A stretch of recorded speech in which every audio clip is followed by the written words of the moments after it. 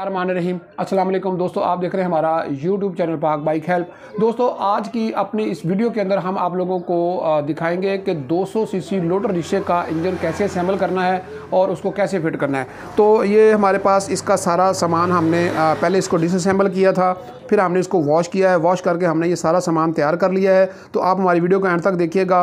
अपनी वीडियो के अंदर बताएंगे कि इसको कैसे असेंबल करना है, इसके पार्ट पुर्जों को फिट करने की तरतीब क्या होगी।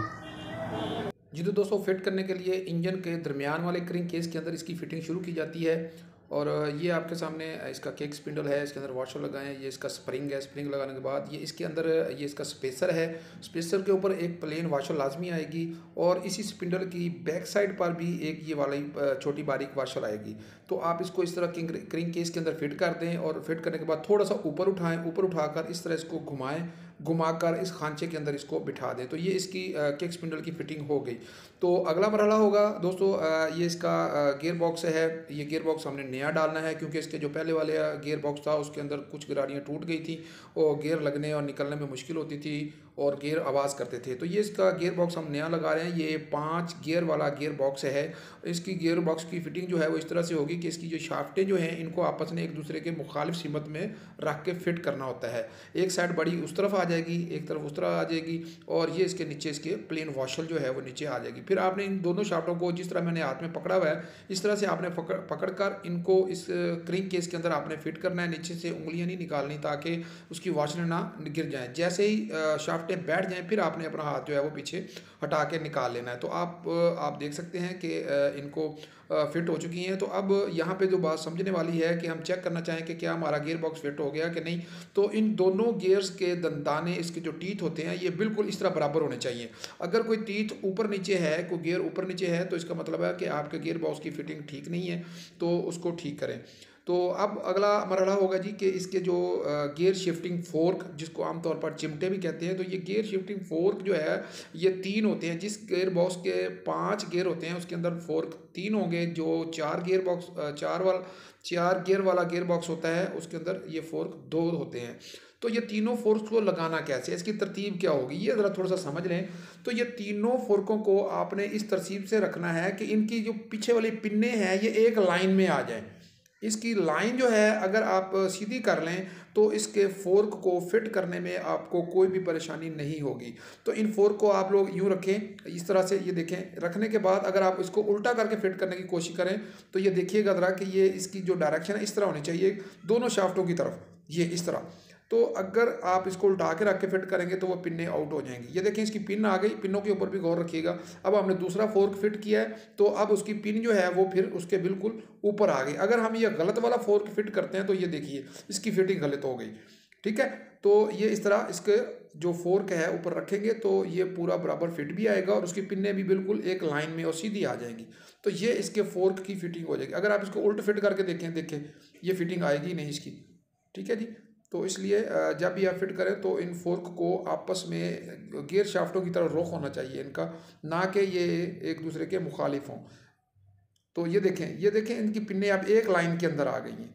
इनकी एक लाइन जब हो गई तो आप समझें कि आपके फोर्कों की फिटिंग ठीक है। अब आपने अगला ये गियर शिफ्टिंग ड्रम है। तो गियर शिफ्टिंग ड्रम जब आपने लगाना है तो गियर शिफ्टिंग ड्रम को आप देखिए, ये अगर आप उल्टा फिट करेंगे ये देखें ये बहुत ज़्यादा हिल रहा है, मूव कर रहा है। ये देखें यहाँ पर ये इसकी प्ले बहुत थोड़ी है तो लिहाजा इसकी फिटिंग ये वाली बन जाएगी। अब आपने गियर शिफ्टिंग ड्रम यहाँ पे फिट कर लिया है। तो अब इन फोर्स को थोड़ा थोड़ा ऊपर उठा के ये गियर शिफ्टिंग ड्रम या चेंजर के अंदर बनी हुई ग्रूव्स के अंदर एक एक फोर की पिन को आप लगाते जाएं, इस तरह जिस तरह आप वीडियो के अंदर देख रहे हैं। ये तीनों पिने, तीनों उसकी जो झरियाँ हैं, ग्रूव्स जो हैं, उनके अंदर आप लगा के जैसे ही ये सारी पूरी हो जाए उसके बाद ये इसके ऊपर इसकी जो पिन है शिफ्टिंग फोर्क यानी जो चिमटे हैं इनके अंदर जो पिन लगती है, इस पिन को आप लोग इस तरह से थोड़ा सा हिलाकर आप लोग इसके अंदर आप फिट करें। थोड़ा थोड़ा गियर शाफ्टों को भी हिलाते रहें और गियर ड्रम को भी थोड़ा थोड़ा हिलाएं। इस तरह हिलाते रहेंगे तो ये पिन अपनी जगह पे एक प्रॉपर तरीके से फिट हो जाएगी। तो अब आप जो है ये इन शाफ्टों को देखें, ये बिल्कुल फ्री घूम रही है। ठीक है जी। तो उसके बाद जैसे ही आप इसको फिट मुकम्मल तौर पे कर लें, करने के बाद थोड़ी थोड़ी आप आयलिंग कर दें। आयलिंग करने से फ़ायदा ये होगा कि अगर यहाँ पर आप लोग गियर लगाकर चेक करना चाहेंगे तो गियर लगाने में आपको आसानी होगी। गियर शिफ्टिंग ड्रम और गरारियाँ या गियर्स जो हैं वो आसानी से मूव कर सकेंगे, आसानी से गियर लग सकेगा। ये देखें यहाँ पर इस तरह से। ठीक है जी। तो अब हम क्रिंक शाफ्ट फिट करेंगे। तो क्रिंक शाफ्ट को फिट करने के लिए आपने कभी भी चोट का, हथौड़ी का, हैमर का इस्तेमाल नहीं करना। आप हमारे हाथों को देखें, इस तरह क्रिंक शाफ्ट को रखें और इस तरह वो हिलाएं। आप थोड़ा सा हिलाएंगे तो ये क्रिंक शाफ्ट अपनी जगह पे आसानी से बैठ जाएगी। चोट लगाकर कभी भी फिट नहीं करनी चाहिए। ये देखें यहाँ पे कनेक्टिंग राड को क्रिंक केस के अंदर देखेंगे क्या उसके सेंटर में आ रहा है। अगर कनेक्टिंग राड क्रिंक केस के सेंटर में उसके किनारे आ रहे हैं तो इसका मतलब है कि क्रिंक शाफ्ट हमारी सही फिट हो चुकी है। तो अब ये इसकी गैस्केट होगी, जिसको जैन बोलते हैं आमतौर पर। ये इसकी गैस्केट लगाएंगे। गैस्केट लगाने के बाद इसका ऊपर वाला जो क्रिंक केस होगा वो लगाएंगे। क्रिंक केस को बिठाते हुए भी आप लोगों ने चोट का इस्तेमाल नहीं करना। आप हमारी वीडियो को देखते रहिए कि हम लोग काम को किस तरह कर रहे हैं। तो ये अक्सर औकात इसके ऊपर हैमर का इस्तेमाल करते हैं। ये देखें, ये हाथों की हल्की हल्की चोट से, हल्का हल्के दबाव से भी ये आसानी से बैठ जाते हैं। तो ये देखें, यहाँ पर इस तरह हल्का हल्का आप इस तरह दबाव डालेंगे तो ये देख सकते हैं कि ये इस वक्त क्रिंक केस अपनी जगह बहुत ही मुनासिब तरीके से बैठ गया है। तो अगला काम होगा जी, इनके बोल्ट लगाने हैं। तो बोल्टों को आप हाथों के ऊपर एक तरतीब के साथ रख लें, जैसे मैंने वीडियो के अंदर रखे हुए हैं। सबसे पहले आप बड़े बोल्ट को लगाएं, फिर उसके बाद उससे छोटे बोल्ट्स को लगाएं। तो लगाते लगाते ये इस तरह से आप लोगों के बोल्टों की तरतीब भी आपको समझ आ जाएगी कि कौन सा बोल्ट कहाँ पर लगना है। तो बोल्टों को जब आप लगा लें तो लगाने के बाद फिर आपने इनको इस तरह से टाइट करना है कि पहले सारे बोल्ट्स को आप आहिस्ता आहिस्ता साथ मिला लें। जैसे ही ये इनकी चूड़ियाँ साथ मिल जाएं तो फिर आपने इसको टॉर्क देना है, टाइट करना है। टाइट करने के लिए आपने हमेशा जब भी इसको टाइट करें तो क्रॉस वाइज टाइट करना है। ठीक है जी। तो टाइट क्रॉस वाइज करेंगे तो इससे किसी तरह के कोई लीकेज वगैरह का अंदेशा नहीं होगा। आप देख सकते हैं कि मैंने इसके ऊपर जो जैन किट लगाई है, जैन लगाया है, तो उसके ऊपर मैंने कोई सिलिकॉन, कोई स्मथ बाउंड या कोई इस तरह की कोई चिपकाने वाली किसी चीज़ का इस्तेमाल नहीं किया। तो हम इसको वैसे ही फिट कर देते होते हैं और इंशाल्लाह इसमें से लीकेज नहीं होगी। तो लीकेज ना होने की वजह सिर्फ यही होती है कि हम लोग अगर इसको एक प्रॉपर तरीके से टाइट करें, जिस तरह आप हमारी वीडियो के अंदर देख रहे हैं, क्रॉस वाइज हमेशा बोल्ट को टाइट करें। अब उसके मुखालिफ ये देखें, यहाँ पे इस बोल्ट को टाइट किया, ठीक है। तो इस तरह से हम लोग कभी लेफ्ट वाले और कभी राइट वाले बोल्ट को हम टाइट करेंगे। तो अब हमने ये फिट कर लिया। फिट करने के बाद आप इंजन की सिमत जो है वो उल्टा लें। अब यहाँ पे किक फिट करके इसको घुमा के चेक करें कि क्या शाफ्टें वगैरह मूव कर रही हैं, क्रिंक शाफ्ट सही काम कर रही है, कोई जैम तो नहीं है, इसमें कोई प्रॉब्लम तो नहीं है। जब आपको तसल्ली हो जाए तो फिर आप इसकी अगली फिटिंग स्टार्ट करें। तो ये पिन लगाएंगे। पिन लगाने के बाद ये गियर शिफ्टिंग फोर्क के ऊपर स्टॉपर होता है इसका, ये वाला लगाना होता है। इसके अंदर होल है वो लगाएंगे। उसके बाद इसके ऊपर वाला बोल्ट ये वाला 10 नंबर का होता है, ये आप लगा देंगे। लगाने के बाद आप इसको टाइट कर दें। ये इसकी स्टॉपर आर्म इसके अंदर स्प्रिंग लगाएंगे। स्प्रिंग लगाकर इसको फिट करने की आपने हमेशा एक बात की एहतियात करनी है कि जब भी आप इसको टाइट करें तो टाइट करते हुए साथ साथ हल्का फुल्का इसको ऐसे हिलाते रहें, ऐसे हिला के चेक करते रहें। तो टाइट करने के बाद जब टाइट हो जाए तो ऐसे हिला के देखें। अगर ये आर्म अपने छोड़ने पर दबाव देने के बाद वापस आती है तो ये इसकी फिटिंग ठीक है। अगर ये टाइट है तो आपके गियर जो है वो ना निकलेंगे ना लगेंगे। तो ये इसका ऑयल पंप आप देख सकते हैं। ऑयल पंप को हमने फिट कर दिया है। ऑयल पंप के स्क्रूज़ को बराबर बराबर आप टाइट करें, थोड़ा थोड़ा करके। ये इसकी गियर शिफ्टिंग शाफ्ट है, ये चेंजर के ऊपर लगा के इस तरह दबा के देखें। ये देखें, यहाँ पे शाफ्टों को घुमाएं, ये साथ साथ इसको आगे पीछे करें तो ये गियर लग जाएंगे। तो ये इसका क्रिंक गियर है। उसके बाद ये इसका क्लच बॉक्स आ जाता है, इसको फिट कर लें। फिट करने के बाद ये इसके अंदर स्प्लैन वॉशल, ये स्प्लैन वॉशल जो है लाजमी लगाएं, इसका ख्याल रखना है। उसके बाद ये इसका क्लच इनर और क्लच हाउसिंग आ जाता है। तो क्लच प्लेट्स की फिटिंग है। तो क्लच प्लेट की फिटिंग आप हमेशा याद रखें कि सबसे पहले आपने क्लच इनर के ऊपर आपने क्लच प्लेट लगानी है, फिर उसके बाद स्टील प्लेट या प्रेशर प्लेट जिसको बोलते हैं। तो हमेशा पहले क्लच प्लेट, फिर उसके बाद स्टील प्लेट, क्लच प्लेट, फिर उसके बाद स्टील प्लेट।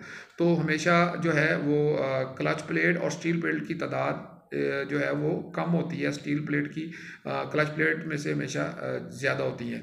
तो अगर किसी इंजन के अंदर क्लच प्लेट की तादाद 5 है तो स्टील प्लेट 4 होंगी। अगर किसी इंजन के अंदर 7 हैं क्लच प्लेट तो उसके अंदर स्टील प्लेट की तादाद 6 होगी। तो ये वाला जो इंजन 200 सीसी है, इसके अंदर जो क्लच प्लेट की तादाद है ये 6 है, 7 है, सॉरी 7 और 6 प्लेटें जो है स्टील प्लेट होगी। तो इनको आप फिट करते हुए जैसे मैंने आप लोगों को वीडियो के अंदर दिखाया, तो साथ साथ आपने ऑयलिंग लाजमी करनी है, ऑयल लाजमी लगाना है इनके अंदर। आप लोगों ने क्लच इनर और क्लच हाउसिंग को आपस में इस तरह मिलाकर आप लोगों ने पिनों से पकड़कर इस तरह हिलाना है, हल्का हल्का हिलाते हुए इन प्लेट्स को क्लच बॉक्स के इन खांचों में बिठाना है। और ऊपर आखिरी प्लेट जो होगी इसको घुमाकर आपने एक अलहदा खांचे के अंदर बिठाना है। बाकी तमाम प्लेट्स एक तरतीब के साथ आएंगी। तो जैसे ही ये प्लेट्स बैठ जाएं, बैठने के बाद आप उसको चेक कर लें घुमाकर, और ये इसके ऊपर आप लोग क्लच बॉक्स लॉक लगाएंगे। लॉक जैसे ही आप लोग लगा लें तो क्लच बॉक्स लॉक लगाने के बाद आपने थोड़ा सा इसको घुमा के लाजमी चेक करना है। इस तरह से इसको चेक कर लें कि क्या ये इसके अंदर मूव कर रहा है, तो इसका मतलब है ये अपनी ग्रूव के अंदर, झरी के अंदर बैठ चुका है। तो अब ये जो स्प्रिंग है ये लगाएंगे। ये इसका लिफ्टर प्लेट है, लिफ्टर प्लेट के अंदर बैरिंग लगता है, तो बैरिंग को लाजमी चेक करें। ये हमने घुमा के चेक किया है, इसके अंदर कोई प्रॉब्लम नहीं था। अगर ये क्लच बैरिंग जो है ये कोई मसला है या कोई बॉल्स वगैरह इसकी ख़राब है तो इसको तब्दील कर दें, क्योंकि क्लच दबाने से ये फिर एक आवाज़ शोर पैदा करता है। तो ये इसके तमाम बोल्ट्स लगाएंगे। बोल्ट्स को लगा के इनको आपने क्रॉस वाइज टाइट करना है। हमेशा टाइट करते हुए ये आप लोगों ने इस बात का ख्याल रखना है कि इनको क्रॉस वाइज टाइट करें। आहिस्ता आहिस्ता दो दो चूड़ी करके थोड़ा थोड़ा करके आपने टाइट करना है, जैसे वीडियो के अंदर आप लोग देख रहे हैं। तो वरना अगर आप इसको एकदम से टाइट करेंगे तो ये लिफ्टर प्लेट टूट भी जाती होती है, तो इसको टाइट करते हुए ख्याल रखना है। तो ये इसकी ऑयल पंप गियर है, ड्राइव गियर है। ये ऑयल पंप गियर जो है ये थोड़ा सा बड़ा बनाया गया है ताकि ऑयल पंप की स्पीड को बढ़ाया जा सके और ऑयल पंप ज़्यादा ऑयल थ्रो कर सके। तो ये क्लच लिफ्टर हमने लगा दिया है, ये डावल पिने लगा दिए हैं और ये इसके ऊपर इसकी गैस्केट यानी जिसको जैन बोलते हैं ये लगा दिया जाएगा। यहाँ पे क्लच रोटर लगा के ये इसके अंदर हमने वॉशर लगा के ये इसको नट को टाइट कर दिया है क्लच रोटर के। ये टाइट हो चुका है।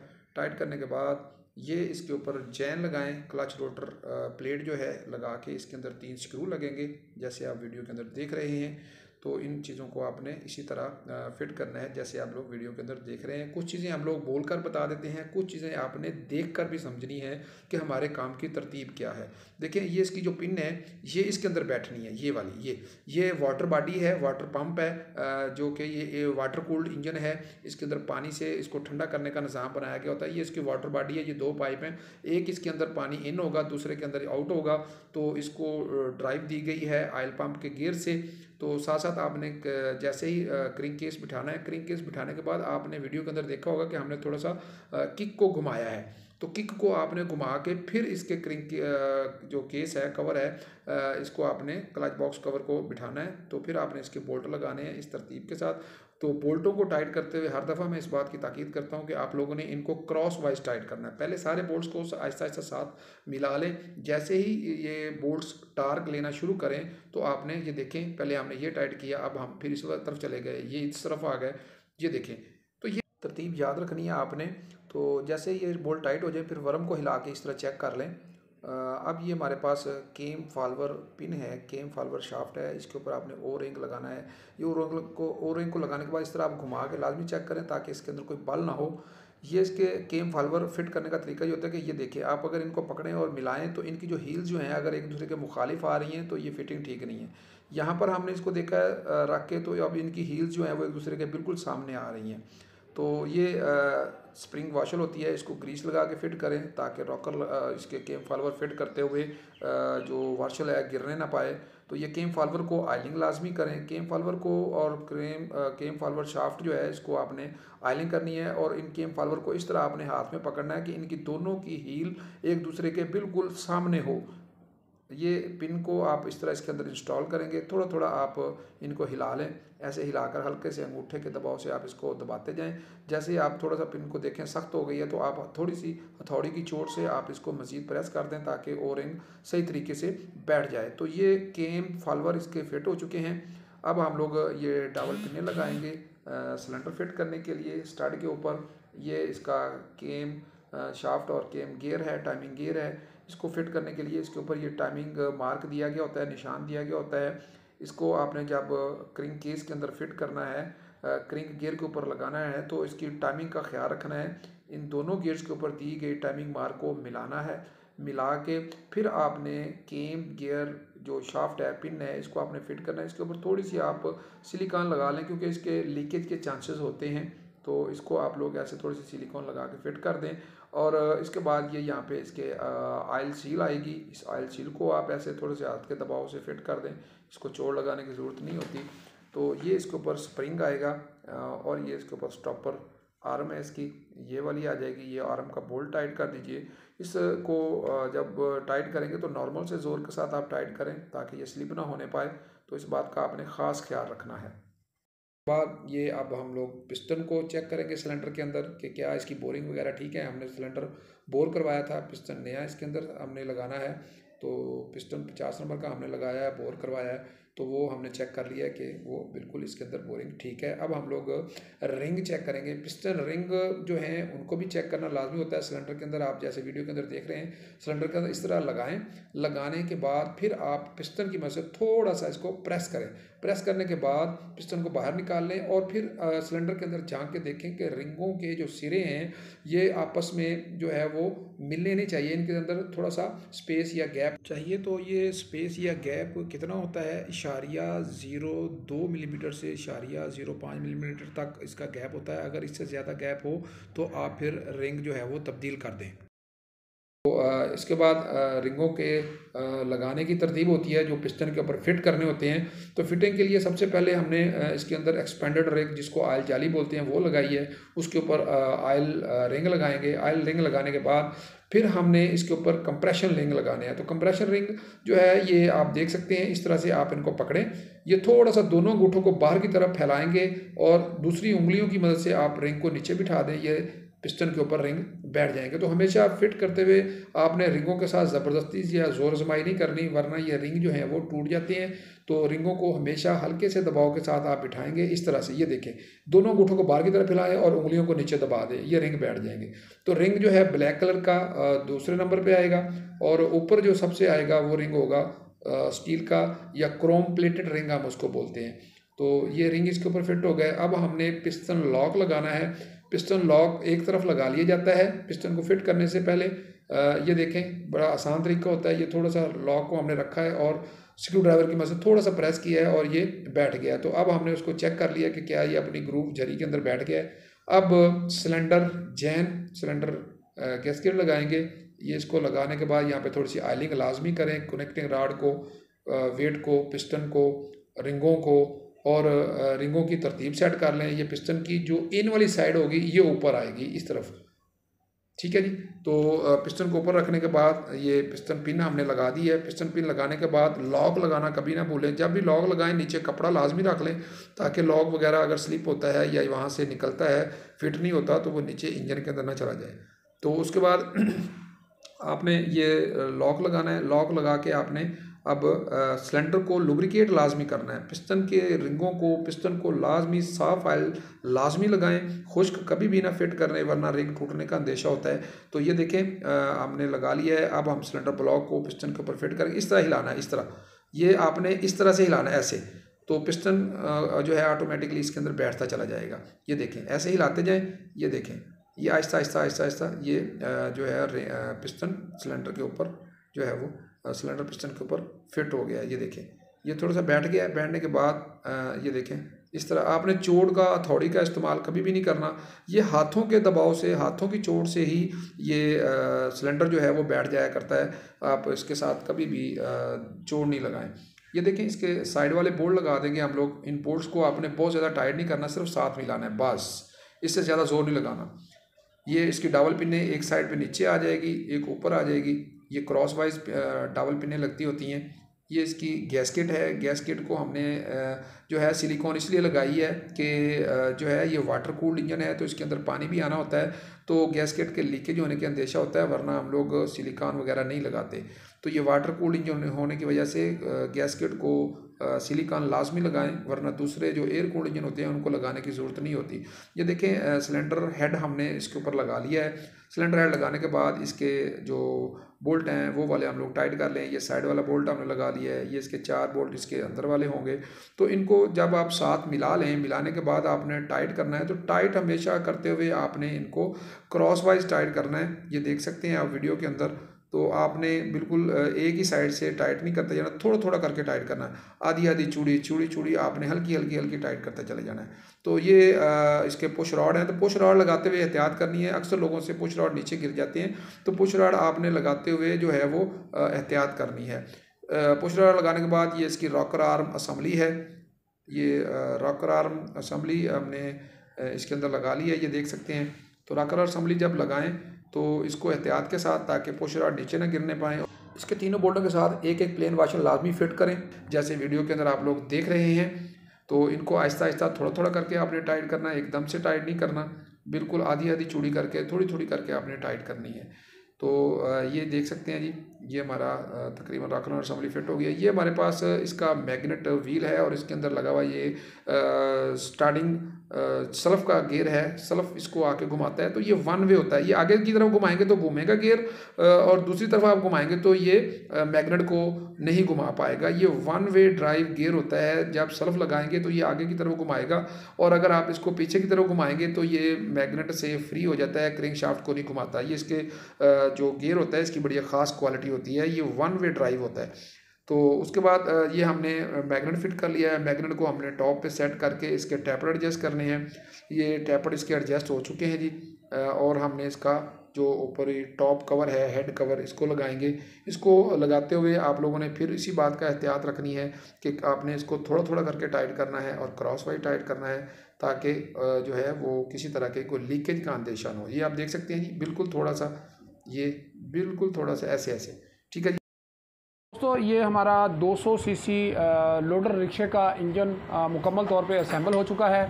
हमारी वीडियो देखने का बहुत शुक्रिया, अपना ख्याल रखिएगा और हमारे इस चैनल का भी। दोस्तों हमारे चैनल को ज़्यादा से ज़्यादा सब्सक्राइब भी करें और लाइक भी करें, और अगर इसके मतलब कोई सवाल हो तो वो भी आप कमेंट बॉक्स में कर सकते हैं। बहुत शुक्रिया जी, अल्लाह हाफिज़।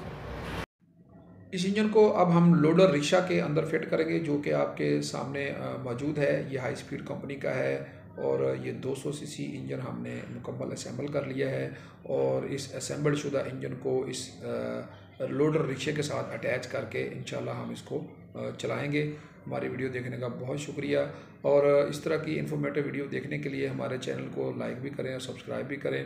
और इस तरह के वीडियोस के अंदर आपको अगर किसी बात की समझ ना आए और आप कोई सवाल करना चाहें तो आप कमेंट बॉक्स में सवाल करें, तो हम उस बात पर आप लोगों को तफसीली जवाब देंगे और आपको तफसीली बात समझा देंगे, ताकि आपके ज़हन के अंदर कोई भी कन्फ्यूजन हो और वह दूर हो जाए, आपको सीखने और समझने में कोई मुश्किल दरपेश ना हो। हमारी वीडियो जो है इंशाल्लाह कोशिश होती है कि इसको ज़्यादा से ज़्यादा तफसीली बनाया जाए, बात समझाई जाए। तो अगर कोई बात रह भी जाती है तो आप सवाल करें, इंशाल्लाह हम आपके हर सवाल का जवाब देंगे और आपको हर बात समझाने की कोशिश करेंगे। बहुत शुक्रिया जी। ये इंशाल्लाह हमारी टीम जो है हमारे साथ मिलकर इस इंजन को इस लोडर रिक्शे के अंदर अभी इंस्टॉल कर देगी, फिट कर देगी। तो इंशाल्लाह और थोड़ी देरों के बाद हम इसका रोड टेस्ट करेंगे, और ये रिक्शा जो है रोड के ऊपर रवा दवा नज़र आएगा आपको। बहुत शुक्रिया, बहुत मेहरबानी जी। तो इंशाल्लाह जो चीज़ें इसके अंदर कोई आपको रह गई हैं, किसी बात की वजाहत नहीं हो सकी है, तो वो आपके सवालों के जवाब की सूरत में आपको मिल जाएगी। बहुत शुक्रिया जी। ओके जी, अल्लाह हाफिज़, थैंक यू, अपना ख्याल रखिएगा।